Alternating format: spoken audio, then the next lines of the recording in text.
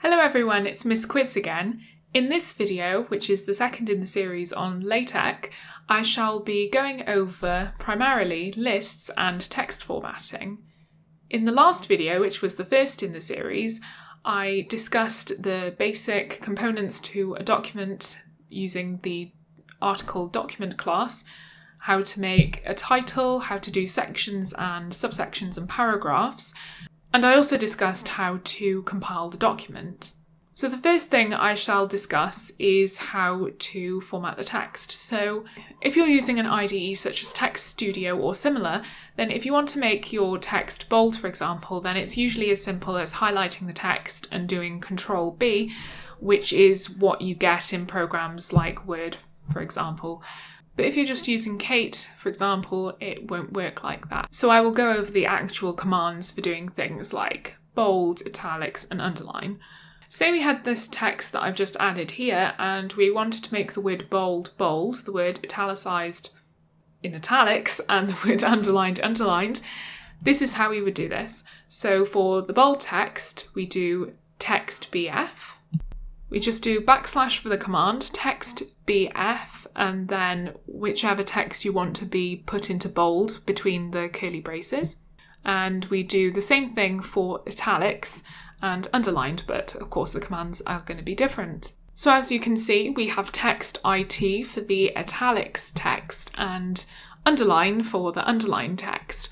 And if we compile this, and I'm not going to show the process for compilation, you can see that in the previous video, but if we compile this, then what we get is this. So we have the bold text, the italicized text, and the underlined text. Now the other main way of formatting text that I will go over here is how to do typewriter font. And the reason why I want to cover this is because it's good for formatting code and pseudocode, for example.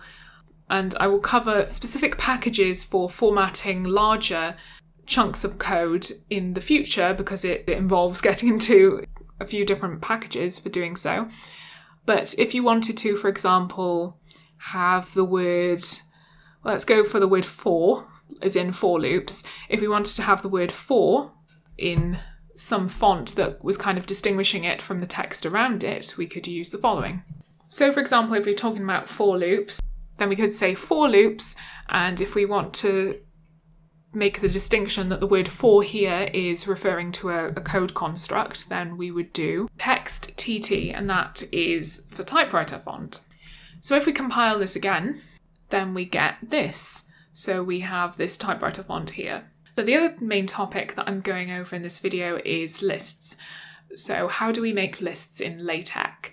You see how we have at the beginning and the end of the document, we have begin and end commands. So this document here is the name of the environment, and we're saying this document environment begins here at the start of the document, and it ends, and here's where the document ends. So we're going to use these begin and end commands, but with a different environment name. There are two main list types that tend to be used the most, and those are itemize and enumerate. Itemize is for bullet point style lists where you don't have a specific ordering, and enumerate is for numbered lists.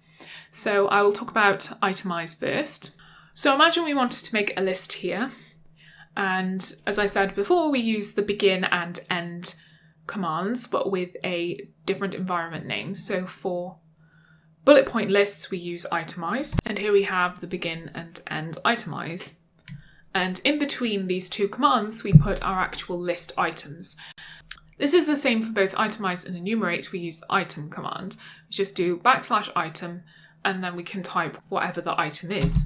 And here I've got three items 1, 2, and 3, and this is the actual text for each item. When we compile this is what we get. We've got 3 items in the list, and they're each bullet point ones.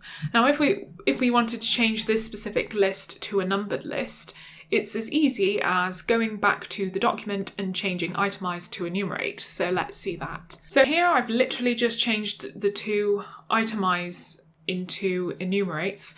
So we go begin enumerate and end enumerate this time, and when we compile this, as you can see, this has now been replaced with numbers. So What happens instead if we want to begin a numbered list from a number that isn't 1? Well, this is quite simple to do. So let's go back to the document.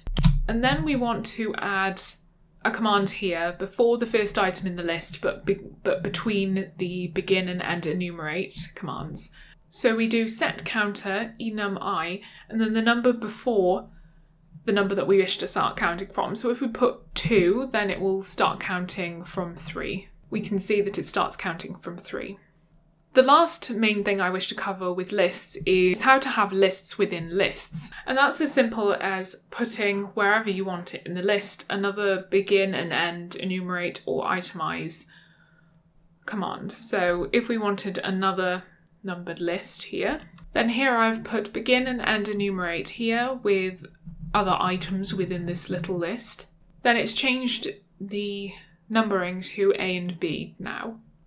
And the very final thing I would like to cover, kind of relating to lists, but at the same time not, is what happens if you had a paragraph or you started a sentence just before your list or lists and you wanted to finish that after. By default in LaTeX, paragraphs get indented. So I will now cover the no indent command, and you just simply put no indent and then whatever the paragraph is.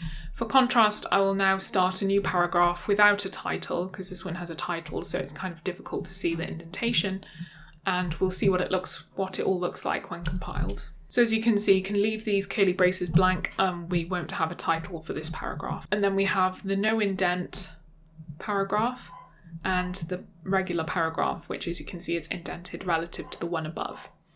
Now the very final thing I would like to cover in this video is how to do comments, and this doesn't exactly fit in with either text formatting or lists, but I think is a useful thing to cover anyway. So let's say we wanted to leave a comment for ourselves when we're writing the document. Comments in LaTeX are simply using the %sign, so any text after this sign will not be picked up by the compiler. Of course it ends at the end of the line. And so when we compile this, we shouldn't be able to see the comment.